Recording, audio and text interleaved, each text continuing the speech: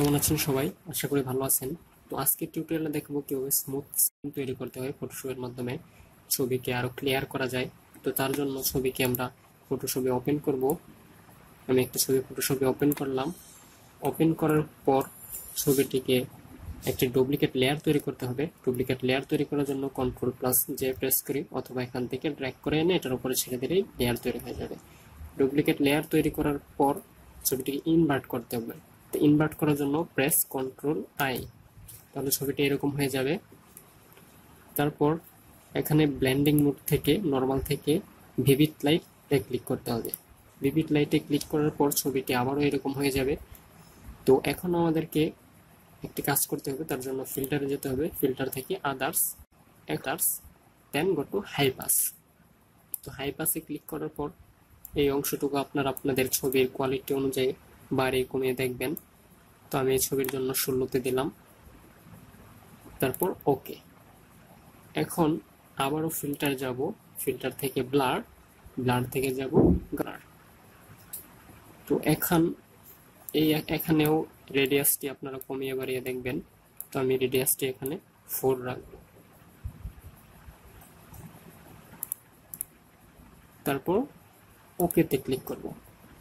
এখন এই চুলের অংশটুকু এবং চোখের অংশটুকুতেও একটি এফেক্ট পড়ে গেছে। তো এই এফেক্টটা রিমুভ করার জন্য আমাদেরকে আরেকটি কাজ করতে হবে।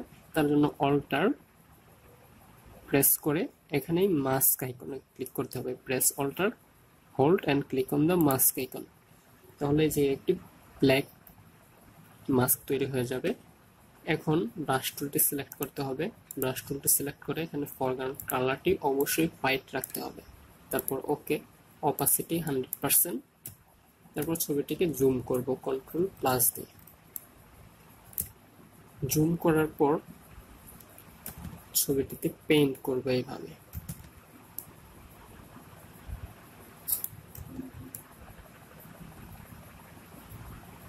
শুধু স্কিনের অংশটুকু এইভাবে পেইন্ট করব।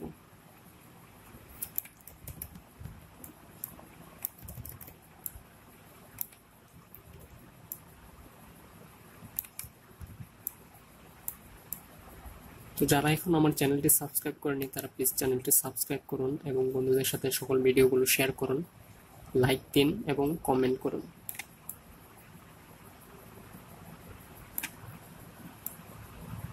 সম্পূর্ণ স্কিনটুকু আপনারা এভাবে পেইন্ট করে নেবেন।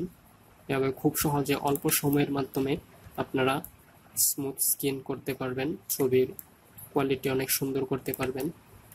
বিশেষ করে যারা ফটোগ্রাফি করেন তাদের জন্য এই টিপসটি কাজে লাগবে।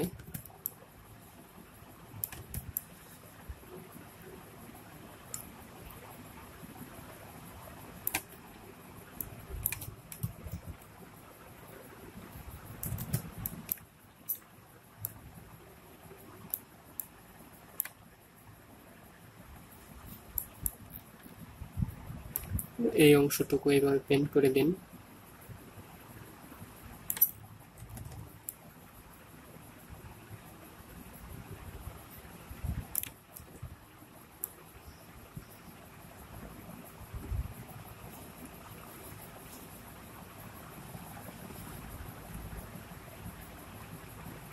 ওকে, রেডি হয়ে গেল আমাদের স্মুথ স্কিন।